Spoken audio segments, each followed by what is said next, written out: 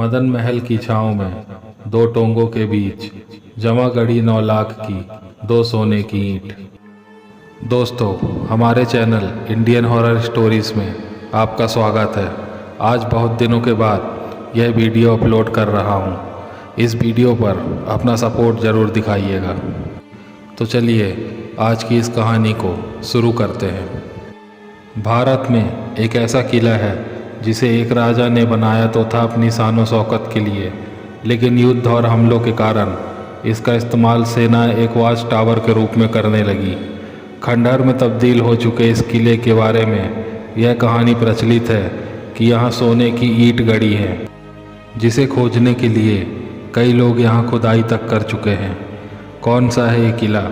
हम बात कर रहे हैं मध्य प्रदेश के जबलपुर स्थित मदन महल किले की। इसका निर्माण लगभग 1100 ईस्वी में राजा मदन सिंह द्वारा करवाया गया था। यह किला राजा की मां रानी दुर्गावती से भी जुड़ा हुआ है, जो कि एक बहादुर गोंड रानी के रूप में जानी जाती है। यह किला आज खंडहर में तब्दील हो चुका है, फिर भी यहाँ आप शाही परिवार का मुख्य कक्ष, युद्ध कक्ष, छोटा सा तालाब और अस्तबल देख सकते हैं। प्रचलित कहानियों के मुताबिक गोंड राज्य पर लगातार मुगलों द्वारा हमले किए जा रहे थे, जिस कारण इस किले को उस वक्त वॉच टावर के रूप में तब्दील कर दिया गया। गुप्त सुरंगों का रहस्य। मदन महल किले के बारे में कहा जाता है कि यहाँ एक गुप्त सुरंग मिली थी, जिसे अब बंद कर दिया गया है। बताया जाता है कि यह सुरंग मंडला जाकर खुलती थी।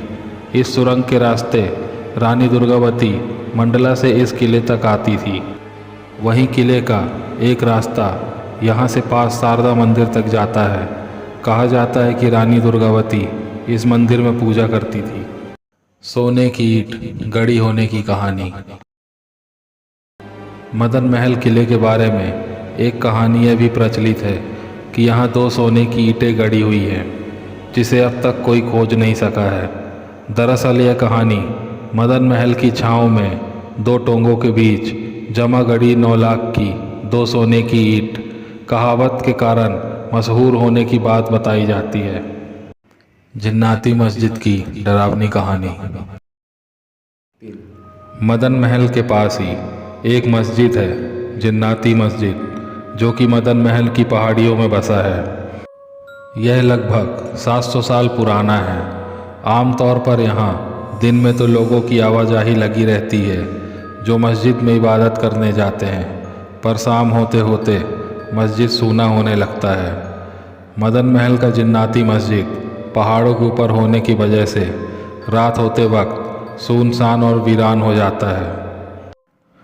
आज मैं आपको उस मस्जिद की एक सच्ची कहानी बताने जा रहा हूँ, जो अथर्व नाम के एक 22 साल के लड़के के साथ पिछले साल यानी 2025 के अगस्त में घटी थी। हुआ यूँ था कि अथर्व एक ब्लॉगर था जो अपने चैनल के लिए नाइट ब्लॉग्स के वीडियोस डालता रहता था। अगस्त महीने की बात है। अथर्व अपने घर से जिन्नाती मस्जिद के लिए रात 10 बजे निकल गया। उसके घर से मस्जिद तक का रास्ता 10 किलोमीटर का था। बारिश का आसार था। करीब 10:30 बजे मस्जिद पहुंच गया। मस्जिद चारों तरफ से पेड़ों से घिरा हुआ है और बारिश के मौसम में मस्जिद के पास से नज़ारा देखने लायक था, क्योंकि वो ऊंचाई पर है। अथर्व ने बाइक रखी और कैमरा ऑन करके वीडियो बनाने लगा। हवाएं चल रही थी, रात गहराती जा रही थी। अथर्व को वहाँ अच्छा लगने लगा। वीडियो बना के वो एक पेड़ के नीचे बैठ गया। हवाएं चल रही थी, हल्की हल्की बूंदाबांदी भी हो रही थी। आसपास बिल्कुल घुप अंधेरा था। उसने थोड़ी देर और वहाँ रुकने को सोचा। करीब रात 2 बज रहे थे, पर उसे कहाँ पता था कि उस जंगल में कोई और भी उसका इंतज़ार कर रहा है। अथर्व पेड़ में टिक कर बैठ गया। तभी किसी के फुसफुसाहट की आवाज़ आई।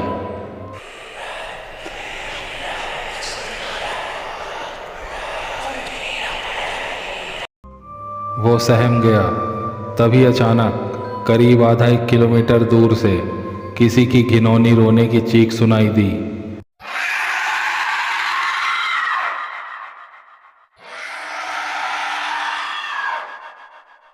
अथर्व का खून जैसे ठंडा सा पड़ गया। घुप अंधेरे में वह ईश्वर का नाम लेते हुए चुपचाप किसी मूर्ति की तरह धीमी सांस लेते हुए बैठा रहा। उसका मन बाइक लेके भागने का हो रहा था, पर शरीर साथ नहीं दे रहा था। तभी वही चीख फिर से सुनाई दी, जो ना तो इंसान की लग रही थी ना ही जानवर की। ऐसा लग रहा था जैसे कोई हैवान हो।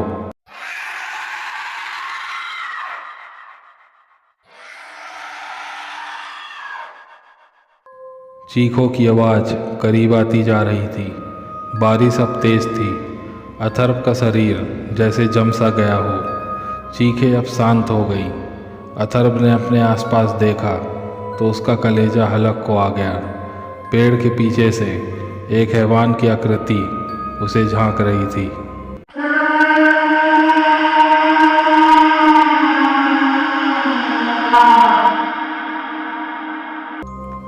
अथर्व बिजली की तरह उठकर बाइक की तरफ भागा और चाबी लगाने लगा। तभी उसके हाथ से चाबी गिर गई। वो शैतान धीरे धीरे नज़दीक आता जा रहा था। उसने अंधेरे में जैसे तैसे चाबी उठाई, बाइक में बैठा।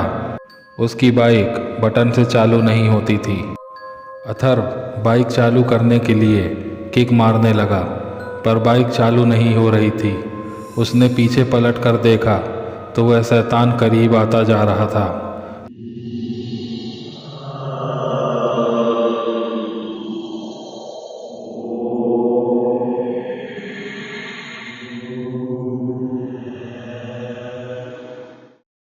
वो पागलों की तरह किक मारे जा रहा था।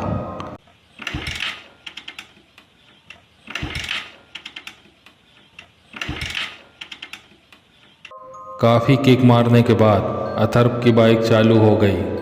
वो वहाँ से तेज़ रफ्तार से भागकर चला गया। तो दोस्तों, आज की हमारी ये कहानी आपको कैसी लगी हमें कमेंट में बताएं।